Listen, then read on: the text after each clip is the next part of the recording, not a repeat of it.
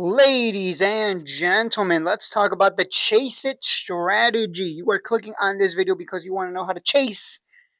You got to know how to chase, guys, especially when the markets are ripping like this, right? We're just going green day after green day after green day. You would absolutely hate to just sit back and watch it continue to go up and not participate in the rally. My friends, this is not a bear market. In a bear market, we do the opposite. We just keep crashing. This, my friends, is a bull market. And in a bull market, stocks are going to continue to go up. So what do? You just keep buying and it keeps going up and you keep making money. Rinse and repeat. And chase it strategy is very simple. You just chase. Literally, you just buy. And in pre-market, after hours, just buy. Literally, right now, if you're hesitating to buy something, as long as you're buying something good, a good company, you'll be fine. Don't just throw random money around at shitty penny stocks. But if you're buying something like, say, Quantum, right? You're gonna be all right. You're gonna be all right. Look at this. It's at 43. You don't think IonQ can go to 50, then 80, then 100? Remember, I've made several videos talking about IonQ, telling you 100 is next. You can't just sit there and watch it keep going up and not make money, not jump in, right? That's what I've been doing the past few days. I literally just buy in after hours and then hold, and then bam, it goes up another, 20%, 10%, and I sell and make my quick $300, $200, $100, whatever.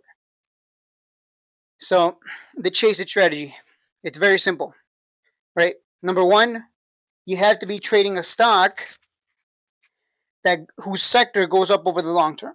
For example, IonQ is in the quantum sector. So you go to QTUM, the Defiance Quantum ETF. This ETF represents the quantum sector, and you can see here very clearly what does the quantum sector do over the long term.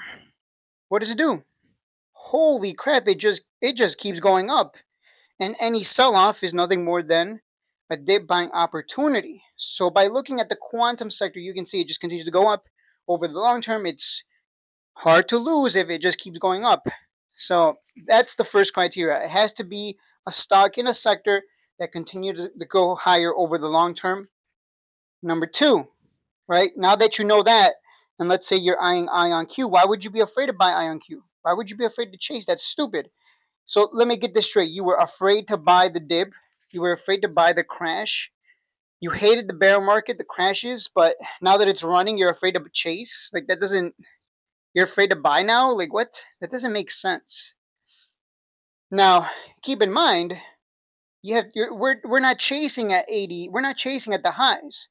The chase it strategy means you keep chasing, and then once it reaches previous highs, so once this goes to $84, you don't use the chase it strategy anymore, because you don't want to be chasing once it's at highs, right? That makes sense. Why would you be chasing it? You don't want to be chasing when it's at the top, or what could be the top. We don't know what the top is going to be, but you would hate to buy when it's at the previous level here at 84.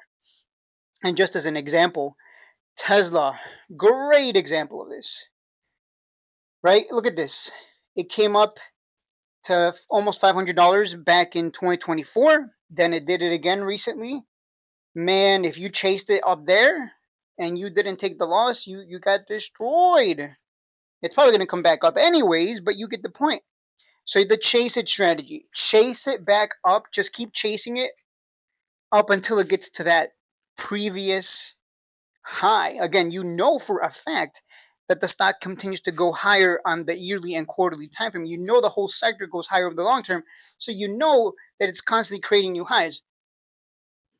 So you can just continue to chase with confidence, knowing it's going to continue to go up.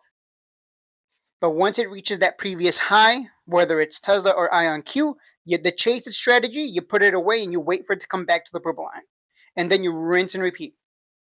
So hopefully that makes sense. I mean, a lot of my strategies are easy to say and they may sound kooky, but there you go. I just give you the criteria, right? Has to be in a sector that trends over the long term and has to go back to previous highs, which it does. It has a history of dumping and going back to previous highs, right? Huge dump, previous highs, then higher. Huge dump, We're probably going to go back to previous highs and then higher. $100 would be higher. But either way, to play it safe, once it reaches that top, that previous top at 84, stop using the chase it strategy, and either you can play it more defensive using another strategy that I'm not going to talk about here, or you just wait for the purple line, because we know they're going to come back to the purple line, and then you just rinse and repeat the chase it strategy, right? Huge dump, you start chasing. Down here, you just chase it, chase. Oh, it's at the previous high here. You stop chasing, and then you wait for it to come down the purple line, and then you rinse and repeat. Literally, it's that easy. It's okay to chase stocks, but you got to know what you're chasing. A lot of people don't know what they're chasing. They're just throwing money around and hoping. That's the difference. Everything I'm telling you right now is strategic. It's well thought out. There's criteria. All right, guys. So now you know. Now you know. Stock has to be trending. Has to be in a sector that's trending. It has to be a stock that always loves to go higher over the long term and comes back to its previous top. And then from there, once it's at the top, you stop chasing and you wait for the purple line, rinse and repeat. That's all there is to it.